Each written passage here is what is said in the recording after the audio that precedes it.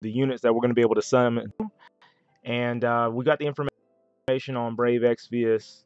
Shout outs to them. Great website. Check it out if you haven't already.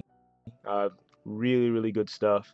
But want to go over the units, talk about some high points with each of them, and then we'll discuss whether it's worth really hard pulling or not. So let's start with Hayate.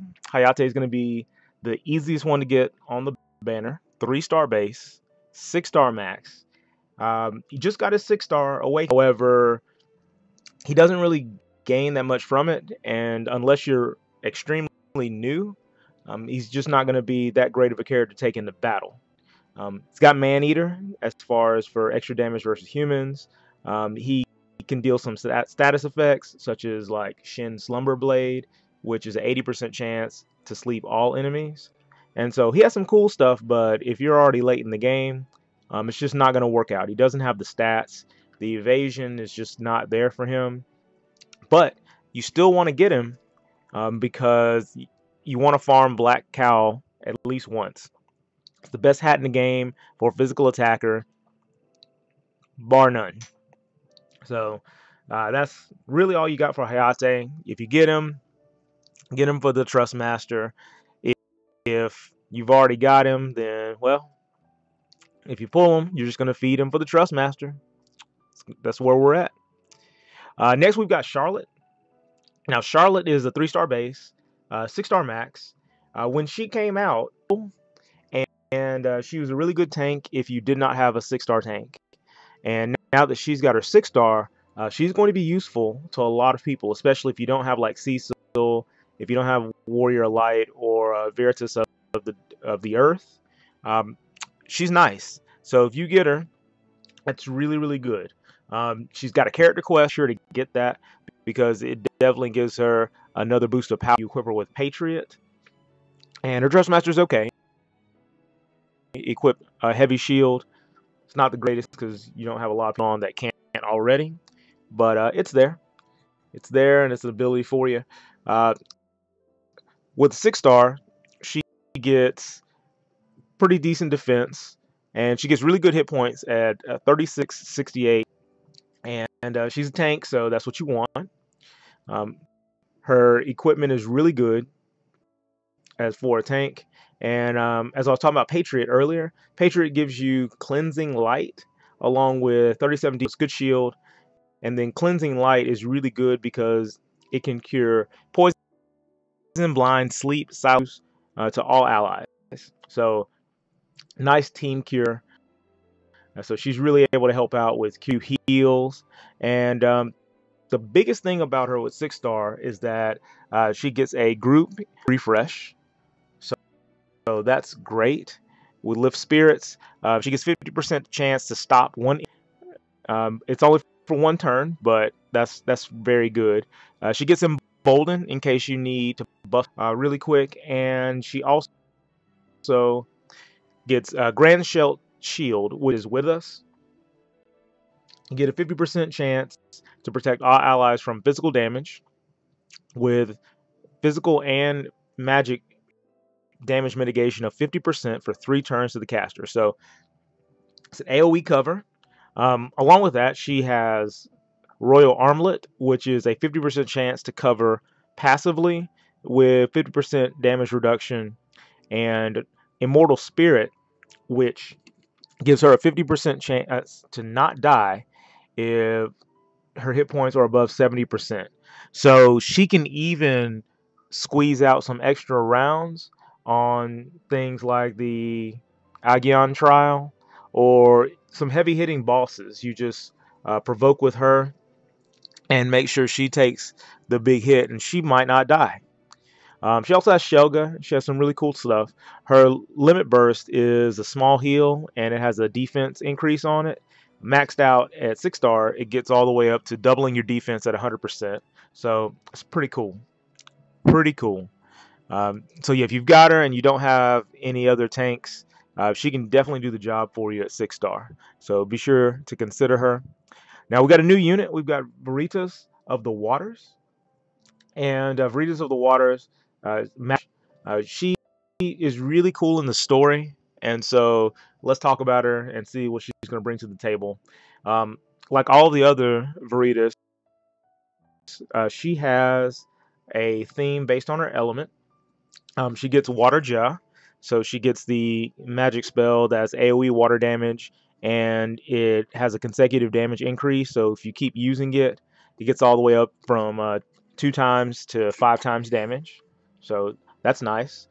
She has some support with Raise, Kiraga, and Isunaga, so she can help heal the party as well. Be like an off healer as well as deal some damage. Um, she absorbs water, 3%.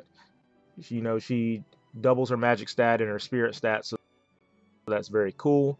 She's immune to silence and paralyze, and she gets some decent stat increases, even though they're split between magic and spirit. So she has dual nature, where she increases her magic 25% with a rod, 25% spirit with a staff, and she gets a couple of those buffs. Uh, as far as unique ability and arts, and it gives her access to dual cast. It gives her access to swift current, aqua prison, and elemental power. So elemental power is a decent support. It's pretty much like Tillith.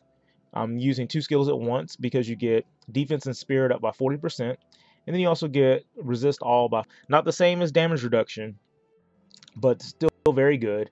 And she can also uh, full break the entire team once Forbidden Arts is activated using Aqua Prison.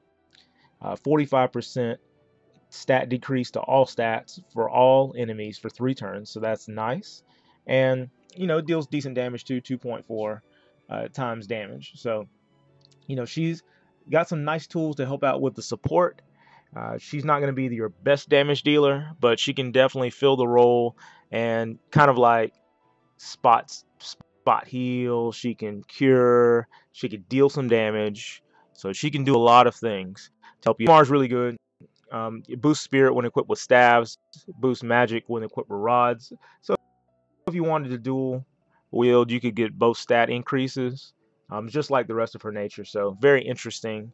Um, very interesting. She's a 4-star base, 6-star max. So got a really good chance of getting her. Next, we've got Veritas of the Heavens, and it uses a spear. You've been waiting on this guy. You've been waiting on him. Trustmaster, Sworn 6's Pride, Wind. It boosts your attack by 50% when equipped with a spear, and it boosts your damage dealt by jump abilities by, I think it's 10%, but I'm going to double check.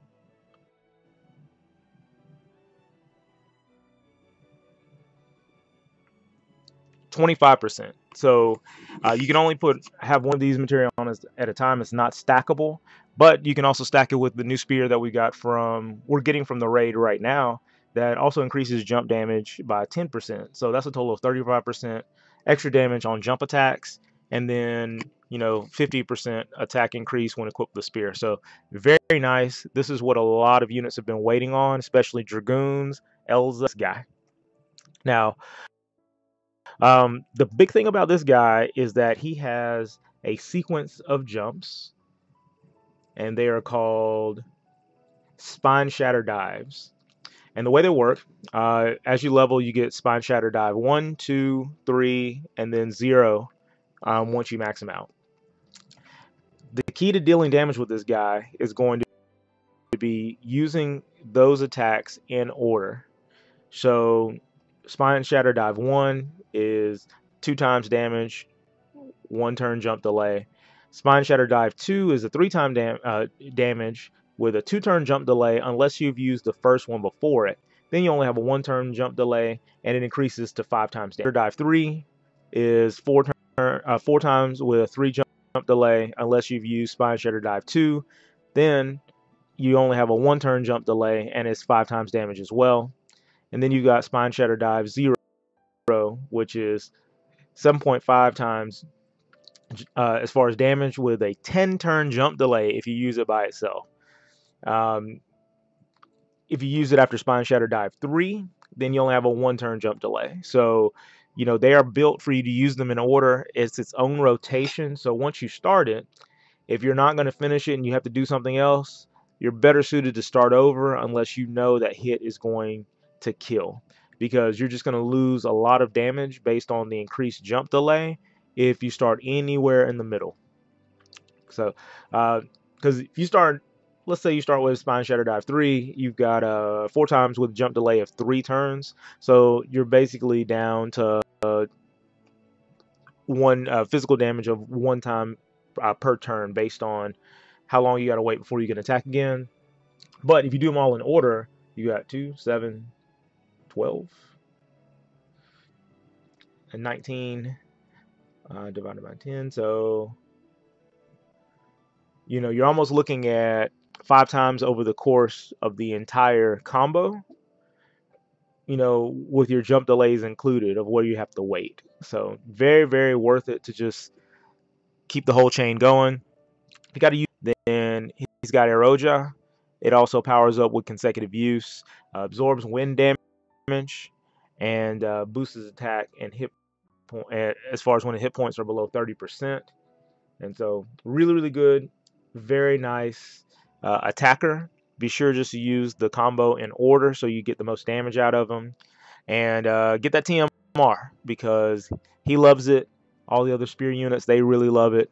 And they've been waiting on him. Man, they've been waiting on him. Last but not least, we've got Veritas of the Light. Veritas of the Light, she is reading up on her. I was talking to some of my friends. They're like, man, she is crazy.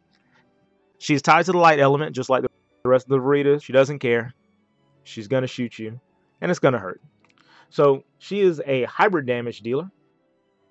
That her increases in stats are split between attack and magic, so that way she can take advantage of hybrid damage. She's got some interesting things. She's got a heal on her. She's got a way to remove status effects from all enemies, but the big deal with her is that, especially on the counter, when decreases light resistance by 100%, she's going to deal massive, massive damage. Not only does she have an extra killer versus demons, machines, fairies, and undead monsters, but you've activated her final ability, Divine Shot. You can use that to lower light resistance right away.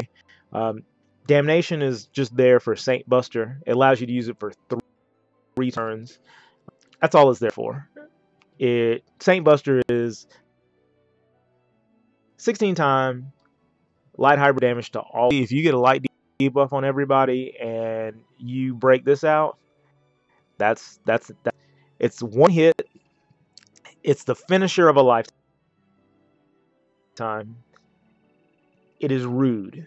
Wait to see it so that way I can check out the timing and figure out how we can chain with it, because that is nasty. It's 100% nasty, and I can't believe she got away with it. But great attack. She's got some other really great stuff like Blowback, which it deals 8 times light damage to all enemies in itself and increases attack and magic for all allies for 45%. So this is probably going to be the one you're using after Divine Shot, unless you've already got the huge debuff on her, because I don't really see... I mean, Damnation is going to be cool, but you're kind of splitting between 2 turns to get all of that damage. So in actuality, you're getting 17.5 over 2 turns. So in reality, you're looking at 8.5 per turn, whereas Blowback is 8 per turn right off the bat. No setup. It's even got some hits so you can chain on it. So you've got a better chance to increase your damage with Blowback than Damnation, unless you get the chain right. The damage through the roof. Sworn Six's Pride, the Trust Master, really nice. Boosts hit points by 20%. That's always good. Magic by 40%. That is crazy. And it decreases chance of being targeted. That's a mage's dream right there. That's really, really nice. So, you know, this group is really interesting. And, you know, if you've already got a top tier team, then if you're looking for the Spear TMR, it's a good reason to pull. If you want just some fun units, the Veritas, they're all really fun in their own right. And, you know, I wouldn't mind having greatest of the light because I've got a squad that I'm trying to make that's all light damage, so it'd be really, really awesome. But I'm not necessarily going to pull hard on them just because my team's pretty solid. It's time to really shore up some tickets and get some lapis back because I really pulled hard on the near banner and I did well. I can't be mad. I did not get A2 yet. I got one more day, which is today. But I did well. I can't be mad. Everything turned out pretty good for what I've invested into it. And so let me know if you're looking for any of these units. They're really cool. I'm looking forward to seeing them in action, checking them out on my friends list and seeing what they can do. Or if I'm able to snag one of them on my daily pools, then I'll be excited and I'll let you know what's happening with them. So appreciate you coming by as usual. If you like this, throw me a like. If you haven't subscribed already, be sure to do so for a lot of Brave Exius news, a lot of Brave Exius talk, and then other games. Again, this is Lee Van Dam. I appreciate you. You take care, and God bless. Until next time.